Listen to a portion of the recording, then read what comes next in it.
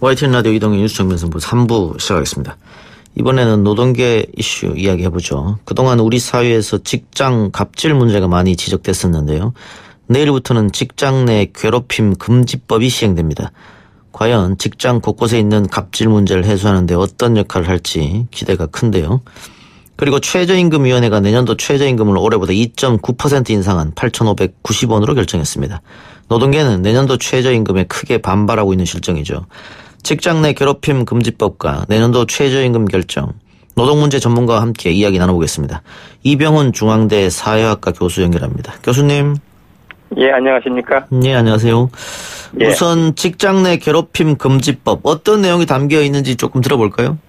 예, 그 법이라면 사실 두 가지인데 근로기준법이 제정이 되고 또한 산업재해보상법에도 직장 내 괴롭힘 관련된 그 재해를 인정하고 보상을 하는 규정이 담겨 있으면서 예. 이 두 가지를 그 직장 내 괴롭힘 금지법으로 우리가 이해를 할 수가 있을 거고요.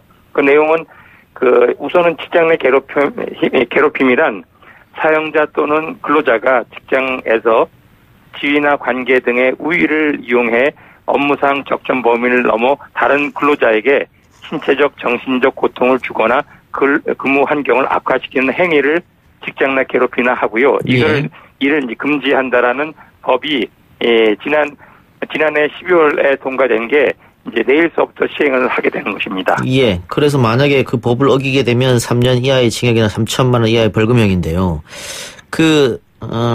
근로자에게 신체적 고통을 준다. 이것은 알겠습니다. 어떤 방법으로 주는지. 그런데 예. 정신적 고통을 준다. 이게 기준이 좀 모호하고 애매하지 않느냐. 이런 지적이 있을 수밖에 없을 것 같은데요. 예. 그 괴롭힘의 이제 범위나 기준을 어떻게 할 것인가라는 게 일단은 법상으로 규정이 되니까 그것이 추상적이겠죠. 예. 그래서 지금 말씀하신 정신적인 피해라는 것이 정도 어느 정도까지 실제 문제가 되는 것이냐라는 걸 따져봐야 되는데 그거는 아마 시행을 두고 좀 더 이제 거기에 대한 논란이나 아니면 다툼이 생겼을 때 이제 행정적인 추가 해석이나 아니면 법적으로 문제가 됐을 때는 이제 법원에서의 정신적인 피해가 무엇이다라는 그런 판정이 있어야 될 것이고요. 예. 앞서 진행자께서 3년 또는 3년 이하의 징역 또는 3천만 원 벌금형이라는 게 무조건 이 괴롭힘을 하면은 그와 같은 처벌을 하겠다는 얘기가 아니고 예. 이런 일이 발생이 됐는데 이를테면 그 문제에 대해서 그 문제를 삼는 피해자라든가 아니면 가해자에 대한 징계를 안 하는 피해자 보호라든가를 안 하고 가해자 징계를 안 하는 경우에 한해서 그런 처벌을 한다는 얘기로 말씀을 드립니다. 예. 그러면 업주가 처벌받는 겁니까? 그 경우에는 사용자가 예. 피해자가 이런 문제를 알렸는데 거기에 대한 시정 조치라든가 가해자에는 징계를 안 했을 경우에 지금 말씀하신 그런 처벌을 하게 되는 것이죠. 예. 그러면 악용될 소지도 있을 것 같기도 한데요. 일단은 이제 직장 갑질 내지는 괴롭힘에 대해서 그동안에 없었던 그런 법적인 기준이 생긴다 하게 되면은 아무래도 직장 내 인간관계 속에 이를테면 하급자가 평소에 상급자에 대한 그런 불만을 이런 법과 관련해서 문제를 터뜨릴 수가 있거나 아니면 이 법의 해석을 비로소 앞서 말씀드린 대로 명확한 기준이 아직까지는 분명히 되지 못하다 보니까 여러 혼란이 일정하게 좀 나타날 수가 있겠죠. 예. 그러니까 지금 그 예시사항을 보면요. 개인적인 심부름, 업무와 관계되지 않은 뭐 이런 것을 반복적으로 시킨다거나 또 폭언과 욕설을 수반한 업무 지시. 그리고 의도적으로 업무에서 배제시키는 것. 예를 들면 뭐 화장실 앞에 책상을 갖다 둔다든가 이런 행위가 이야기하는 것 같습니다.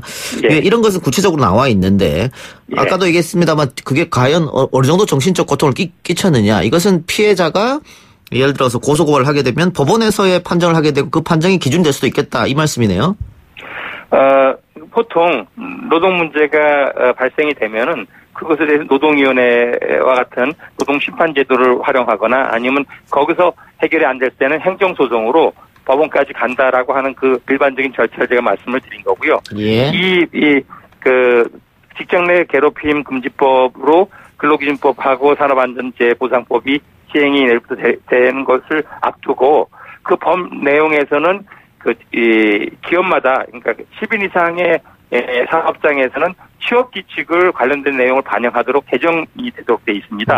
그러니까 법상으로는 좀 일반적이라 하더라도 사업장 내에서 직장 내 괴롭힘이 구체적으로 무엇이다라는 걸 취업규칙에 명시를 하고 그것을 위반했을 때 가해자는 어떤 징계가 따르고 피해자는 어떻게 보호하겠다라는 내용을 사업장 내에 보다 세부적인 규정을 취업규칙으로 만들도록 돼 있기 때문에 그런 내용이 이제 마련되면은 그리고 이런 내용이 대한상의에서 조사한 결과는 대부분의 대기업 같은 경우는 이런 법 시행을 앞두고 잘 취업규칙에 개정을 해 왔다라는 걸 확인하기 때문에 일정하게 새로운 법 시행이 된다 해서 많은 혼란을 예상할 필요는 없지 않을까 생각되기도 합니다. 이런 경우도 생각해 볼 수 있을 것 같은데요. 피해자가 만약에 갑질 피해를 받아서 신고한 후에 보이지 않는 뭐 인사상 보복이라든가 왕따라든가 이런 경우도 있을 것 같아요. 그런 내용이 법상으로도 피해자 보호를 강조하고 있고요. 법상으로 있습니까? 말씀드린 대로 취업규칙에도 피해자를 제2, 제3의 피해를 받지 않도록 하는 그런 규정을 강구토록 하고 있기 때문에 그럼에도 불구하고 사실 직장생활을 오래 하면서 이전에 내부 고발자에 대한 여러 가지 보이지 않는 그런 압력이나 또 여러 불이익이 있었던 것처럼 이런 일들이 직장 괴롭힘에 대한 피해자에 발생하지 말라는 법은 없을 텐데 나름대로 현행 규정상으로는 이러저러한 것들이 좀 최소화할 수 있는 그런 장치가 좀 제시되고 있다라고 볼 수가 있을 겁니다. 그럼 교수님 지금 어쨌든 시행이 되는데요. 이 직장 내 괴롭힘 금지법 조금 보완점은 혹시 있습니까?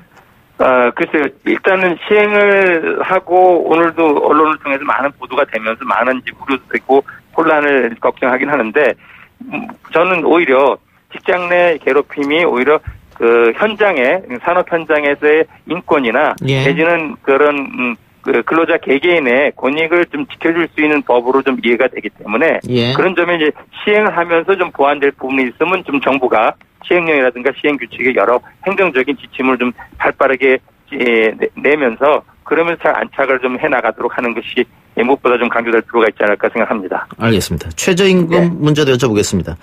최근 최저임금위원회가 내년도 최저임금을 8,590원을 결정했는데 최근 들어서 가장 낮은 인상 금액이라고 합니다. 일단은 교수님은 어떻게 보십니까? 적정 금액이라고 보십니까? 지금 말씀하시듯이 2.9%라는 게 지난 아니면 글로벌 금융 위기 그와 같은 매우 심각한 경제 위기 상황에서나 좀 그 당시에 적용됐던 3%대에 이르는 것인데요. 그러다 보니까 노동계는 지나치게 저임금 노동자들한테 현 정부가 최저임금 1만 원이라든가 소득 주도 성장 같은 그런 것들을 거의 폐기하는 식의 배신 행위와 같은 결정이었다라고 이제 반발을 보이는 것인데요. 근데 이제 그동안에 우리가 2018년에 심증 4%를 올리고 작년에는 10.9%를 올리면서 올해 시행이 되면서 근 2년 동안에 30% 가까운 인상을 했기 때문에 이미 정부가 속도 조절을 언급했고 여러 경제 상황이라든가 일자리 상황을 해서는 한 자리 수가 좀 불가피했는데 3% 상에 대해서는 노동계가 좀, 경영계는 그걸로도 너무 오른 거 아니냐라는 식의 얘기도 나오지만 노동계가 더 좀 불만의 목소리를 낼 만한 그런 결정으로 일단 보게 됩니다. 그러니까 IMF하고 금융위기 이후로 가장 적은 인상폭이다. 그렇지만은 작년, 재작년 너무 많이 올렸기 때문에 속도 조절에 입각해서 그런 것이다. 근데 어쨌든 이렇게 해서 대통령 공약은 이제 물 건너간 거네요. 물 건너간 셈이죠.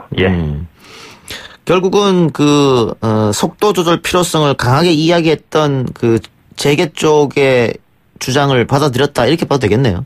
이번에는 노사가 최저임금위원회가 노사 공익위원으로 9인씩 해서 27일 구성되면서 최종 표결을 할 때 같이 참여했고요. 그때 이 공익위원회 전부는 아니지만 다수가 사용자 측이 제시한 2.9%의 그쪽에 이제 편을 들면서 그러면서 사용자하고 공익위원이 다수 의견으로 모아지고 이렇게 노동계가 요구했던 요구안을 제치고 이제 2.9% 확정이 된 것이기 때문에 그 얘기는 사용자가 지난 2년 동안에 지나친 최저임금 인상 때문에 너무 힘들다 소상공인의 입장을 더더욱이 강조하면서 주장했던 바를 이번에 이제 공익위원들이 그렇게 그쪽 지지하면서 결정이 된 것이고 그 얘기는 앞서 정부의 속도 조절론을 반영하는 걸로 이해할 수가 있지 않을까 생각합니다. 예.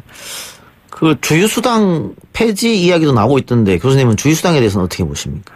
주유수당 폐지는 이제 이 경영계에서 최저임금이 많이 오르고 그것을 산입범이라든가 더 나아가서는 주유수당까지 그동안에 관례적으로 시행됐던 것들을 인건비 최저임금 인상 효과를 줄이기 위해서 산입범위와 더불어서 그리고 주유수당까지 배제를 시켜야 된다라는 게 주장이었는데요. 예. 그런 내용에 대해서는 우리가 관례적으로 그것까지 제외할 경우에는 최저임금 효과라는 것이 거의 있으나 마나하는 정도로까지 되기 때문에 예.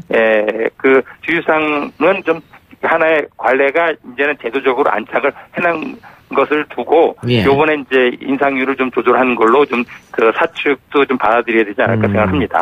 근데 주유수당을 포함하면 이미 최저임금은 사실상 10,000원이 넘었다 이런 이야기도 있고 이 주유수당을 주지 않으려고 꼼수를 피워서 이렇게 나눠가지고 일을 시키는 이런 일도 벌이지 않습니까? 예. 거기에 대한 부작용도 얘기 듣게 되고요. 예. 그리고 그걸 포함을 시키고는 10,000원이 넘었다는 얘기도 뭐 계산하면 맞는 얘기긴 한데 예. 우리가 최저임금이라는 건 자기가 일한 그 한 시간의 시급이 얼마나 되는가 그리고 그 시급이 최소한의 그 일하는 사람들의 생활을 보장한다는 취지이기 때문에 근데 이제 토요일 일요일 같은 경우에는 우리가 일을 5일 하면은 만근에 추가적으로 그 사람들의 휴일을 좀 보장을 하기 위해서 유급수당을 주유로 준다는 그런 개념이기 때문에 예. 그것까지 포함시켜서 분모를 해가지고 그 최저임금을 높게 책정하고 그러니까 더 이상 높여서는 안 되는 그런 식의 주장은 좀 그동안의 관례라든가 아니면 오히려 경영계 입장을 너무 부풀리는 식의 얘기로 저는 이해를 합니다. 예. 근데 이런 주장도 있더라고요. 주유수당이 도입된 배경 지금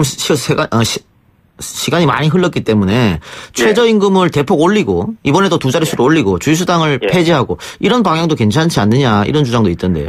그러면은 전체적으로 최저임금에 대한 구성이라든가 운영에 대한 좀 또 다른 타협을 제도 개선이든 타협을 요구했던 내용이기 때문에 그렇겠죠. 예. 그거는 좀 차근차근히 살펴볼 필요도 있겠죠. 예. 이참에 우리나라 임금 체계를 좀 바꿔야 되는 거 아니냐 이런 이야기도 있습니다. 그거는 또 이전 정부의 박근혜 정부가 성과연봉제든 성과급이든 현 정부가 직무급 같이 해서 지나치게 연공형으로 돼 있는 호봉제가 좀 우리 고령화라든가 내지는 지금 저성장 시대에 너무 무리가 따른다 해서 저도 임금 체계의 전반적인 사회적 어떤 협의라든가 아니면 그 대안을 찾기에 노사정 대화라는 게 필요하다고 생각합니다. 어쨌든 노동계가 이렇게 결정되고 나서 심한 반발을 보일 거라고 예상되는데 향후 파장은 어떻게 생각하세요? 예, 일단은 7월 달에 비정규직 파업서부터 또 민주노총 예고된 파업에 최저임금 결정을 두고 또 민주노총이 추가적인 더 큰 투쟁을 하겠다라고 밝히긴 했는데요. 저는 지난 2년 동안에 많이 올리면 사측이 반발하고 적게 올리면 노동계 반발하고 해서 최저임금이 우리 사회에 너무 지나친 논쟁거리가 되었는데 요번에 좀 일정하게 불가피한 점으로 좀 얘기가 된다 한다면은 더 이상 최저임금을 둘러싸고 좀 적정한 수준의 어떤 공식을 만들어내면서 그러면서 좀 최저임금을 우리 사회 갈등을 이렇게 키우는 그런 시기 것으로부터 좀 벗어날 필요가 있지 않을까 생각합니다. 예. 문재인 대통령이 후보 시절에 최저임금을 임기 내 10,000원까지 가겠다. 결국은 최저임금을 대폭 인상하는 것이 문재인 정부에서 주장하는 소득주도 경제성장의 기본이 아니냐 이런 얘기가 있었는데 이렇게 되면 소득주도 경제성장 이 제도 자체가 폐지의 길로 가는 거 아니냐 수순으로 가는 거 아니냐. 예, 우선은 어제로 제가 언론을 통해 듣기에 대통령도 공약으로 밝힌 최저임금 1만 원을 이번 결정으로 이제 무산된 것에 대해서 두 번째 사과를 했다라고 전해 듣게 되고요.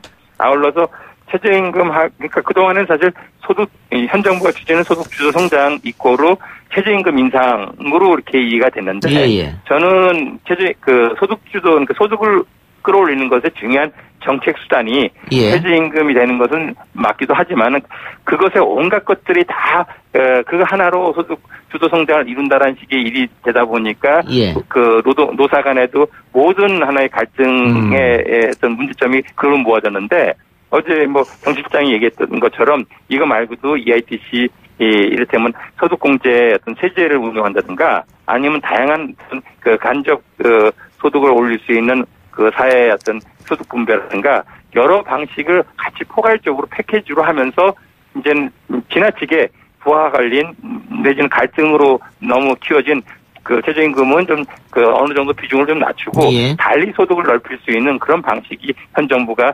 중간 지점을 넘어서는 이 시점에 좀 더 좀 차분하게 강구도 하고 실효성 있게 정책을 펼쳐야 되지 않을까 생각합니다. 알겠습니다. 소득 주도 경제 성장론이 너무 최저임금에 포커스가 맞춰 있어서 혼란이 왔다 이런 말씀이시네요. 예, 그동안 너무 갈등이 컸죠. 예, 알겠습니다. 오늘 교수님 말씀 여기까지 듣겠습니다. 예. 고맙습니다. 지금까지 중앙대 사회학과 이병훈 교수였습니다.